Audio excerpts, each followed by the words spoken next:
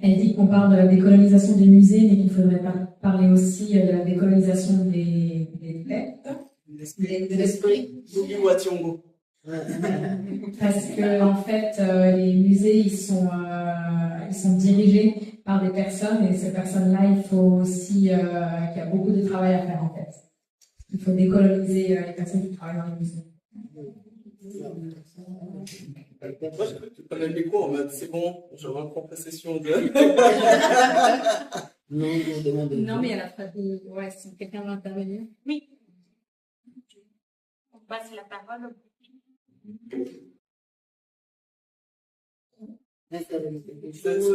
Comment Et en effet, en fait, rebondir sur ce qui vient d'être dit que les musées, effectivement, c'est des temples du colonialisme. Et ce qui serait très important, c'est de décoloniser les gens qui dirigent les musées et qui conservent les choses. Et ça, c'est vraiment une notion très importante parce que même ayant travaillé heureusement, malheureusement, des années dans les musées et étant voilà, mon compagnon qui est vraiment spécialiste des musées. Ce qui est difficile, c'est que même en recrutant ou en essayant de travailler avec des personnes afrodescendantes, voilà, ça continue. Parce que justement, il y a une espèce de fierté où tous les scientifiques, toutes les personnes qui travaillent dans les musées sont tellement mis sur des piédestals que de pouvoir travailler dans un musée, de pouvoir exposer dans un musée, c'est le Graal, c'est la chose hyper importante. Et déjà ça, il faudra pouvoir changer cette image-là et de pouvoir, comme tu disais, je ne sais pas ce que tu voulais dire vraiment, Yvonne, par des choses qui se transmettent, mais en tout cas, les œuvres qui doivent être dans les musées devraient être quelque chose qui doivent devenir vivantes et qui doivent être sujets de partage et colloques, des discussions comme maintenant autour des œuvres et des choses, pas juste des expositions faites quand même pour une certaine élite. Parce que ça reste quand même si on démocratise les musées en étant la gratuité, notre société reste encore, comment dire, faite pour une élite. Pour vraiment connaître tout ce qui se passe, ou tout ce qu'il y a dans les musées.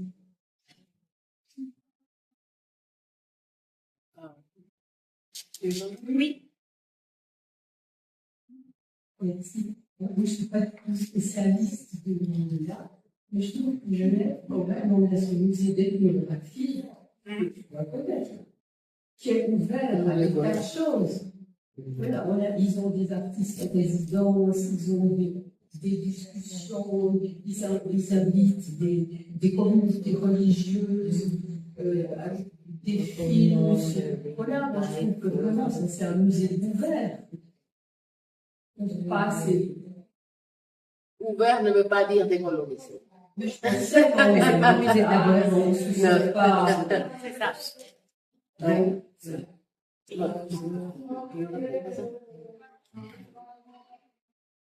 Moi, je pense que les deux interventions se connectent dans un point, et puis c'est que le monde de l'art, il entraîne un élitisme particulier, non?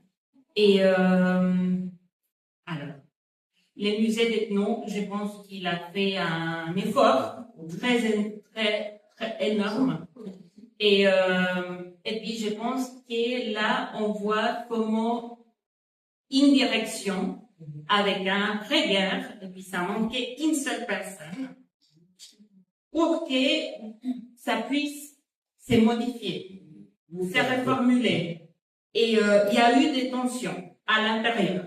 parce qu'évidemment, il y a la partie conservation qui a toujours une approche plutôt, on va dire, conservatrice, coloniale, etc. Par contre, la division ou les unités qui sont plus proches de la pédagogie, l'activation, la médiation, ce sont notamment des personnes qui sont plus ouvertes, on va dire, entre guillemets, en généralisant. Mais c'est clair que les musées d'ethnographie, ils ont été, donc il y a eu un appel mondial à la décolonisation. Pourquoi? Par la vague des restitutions des pièces qu'il y avait dans les musées d'ethnographie. Donc, dans l'histoire, les musées d'ethnographie, ils sont vraiment proches de la colonisation. Donc, c'est carrément une institution qui a été créée en lien à la colonisation pour pouvoir exposer tous les objets qui ont ramené. Et puis, c'est intéressant de voir pourquoi est-ce que les musées d'ethnographie, ils sont répondus plus rapidement, entre guillemets, dans l'histoire contemporaine à cet appel de décolonisation que les musées d'art. Surtout les musées d'art modernes, non. Et qui ce sont les institutions de l'art contemporain, non. Et puis, on laisse un peu les musées d'art contemporain et faire un peu leurs petits trucs. De toute manière, ils sont pas beaucoup de financiation. Bon, donc, ils reçoivent toujours moins du 10%, donc de l'ensemble de la financiation globale des musées. Donc, je suis d'accord avec vous. Je pense qu'en général, aujourd'hui, en Europe, on voit que les musées d'ethnographie, en fait, ils se posent cette question. Et avec plus ou moins de résistance, mais en tout cas, à Genève, on a eu cette approche. La chose, c'est qu'avec les musées d'art, il y a encore cet élitisme qui est entré, non? Au milieu. Et puis, donc, c'est là, heureusement, on a des professeurs maintenant dans les écoles d'art qui amènent d'autres approches, mais je pense que c'est encore une autre lutte. Et on pense des fois que la jeunesse, elle est très ouverte, non? Et puis, c'est pas forcément le cas. Mais surtout, ce qui, je vois, on commence à me faire des regards sur des regards. Mais un élément aussi qu'il faut avoir en tête, c'est la fragilité. Dans le sens où, effectivement, d'avoir une personne qui est en place, c'est super. Peut-être que la personne va réussir à mettre des choses en place, difficilement. Déjà, il faut voir si la personne ne va pas s'épuiser, parce que si on est seul, effectivement, seul face à une institution, c'est dur. Que ce soit avec la charge mentale, la charge raciale, et tout ce qui va avec. Et bien évidemment, il y a des choses qui se mettent en place, mais en fait, dès le moment où une personne n'est plus en place, peut-être que tout ce qui a été fait va disparaître en approximativement un mois. Donc c'est toujours la question aussi de la pérennité qu'on doit avoir en tête, et c'est la même chose dans toutes les institutions. Effectivement, dans le musée d'ethnographie, au MEG, à Genève, c'est aussi parce qu'il y a des personnes, notamment aussi la directrice Karina Yémé-Durand, qui est en place. Mais si demain Karina Yémé-Durand n'est plus là, qu'est-ce qui va se passer? Et c'est quelque chose qu'on voit. Donc c'est toujours à un moment donné cet aspect où comment est-ce qu'on arrive à tenir les lignes une fois qu'on arrive à mettre certaines choses en place, qu'elles soient pérennes, qu'elles continuent dans le temps, et qui fait que les générations qui viennent, ou les personnes qui viendront par après, soient aussi les personnes qui soient concernées, mais que aussi ça continue. Il y a aussi justement, en fait, c'est le travail il doit être fait par tout le monde. Ça ne doit pas être porté que par une seule personne, mais peut-être par deux personnes, et puis demain ce sera plus là. Donc ça, c'est aussi un élément à avoir en tête auquel on a tendance à peut-être pas penser, mais c'est aussi cette question de la fragilité. Pour qu'on ait justement des actions, des mesures, et aussi des pratiques, des politiques qui soient volontaires.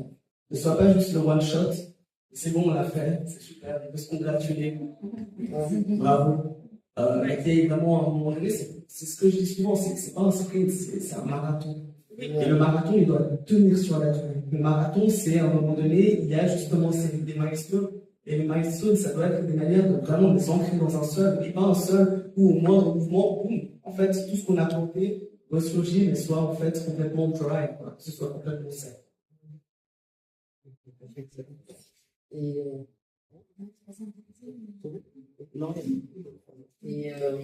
dis-moi, est-ce que, voilà, moi, en fait, et j'ai travaillé pour la muséographie et j'ai eu plutôt en collaboration avec l'équipe de médiation qui m'a permis de poser des questions sur Genève, en fait, et, un peu de manière très, c'était un peu bref, on le dit, mais au moins on a posé la question de quel est le passé, tu sais, en quoi les Genevois se reconnaissent dans ces passés colonial qu'il y a ici. Et pour moi, faire les liens entre ça et les périodes coloniales, les périodes de l'esclavage, c'était très important. J'ai eu l'opportunité de le faire. Alors, après que ce travail est passé, c'est-à-dire, et pas seulement pour la question de la colonisation, de l'esclavage, pour des questions simplement de ceux qui habitent ici. Les personnes qui habitent ici, les 180 nationalités qui sont ici à Genève, et que dans l'art ne sont pas représentées de manière générale. Donc c'est pour ça que je dis que cette musée ethnographique, d'ailleurs, que ce n'est pas non plus son rôle de montrer les œuvres d'art, il a un caractère plutôt ethnographique, comme on dit. Voilà, et fait état de ce qu'il a, et travaille avec ce qu'il a, avec ce qu'on l'a donné après les spoliations. Mais je veux dire que le travail est fait, mais moi je pense qu'il faut quand même plus de formation. Que ce soit dans les sphères culturelles, plus de formation pour une inclusivité aussi, pas seulement par rapport aux personnes afro-diasporiques, non, toutes les cultures qui sont là, qui ne sont pas représentées, on ne voit pas de fonds publics. Il a fallu qu'il soit là, Gomez, pour que les Portugais de Genève, que ça fait des générations qui sont là, qui ont été marqués, les Espagnols, aient le droit d'avoir une exposition à niveau public. Et parce qu'il y avait Gomez qui était maire de la ville de Genève. Et ça, chaque fois, une seule personne qui en pousse la présence culturelle et les apports culturels qui font la diaspora ici sur Genève. Voilà. Donc, du coup, voilà, c'est ça.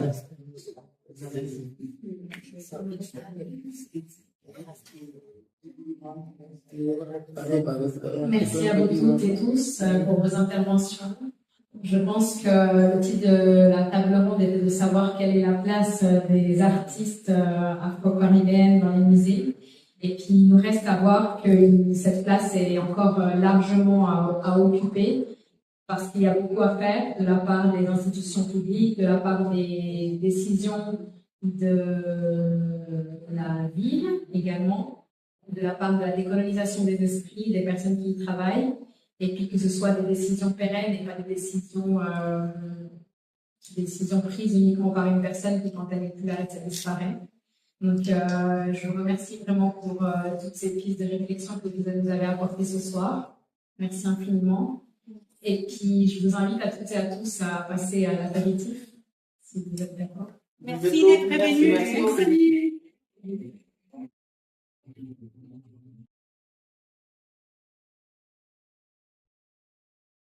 Et puis, à Laura, maintenant, bravo, à Laura.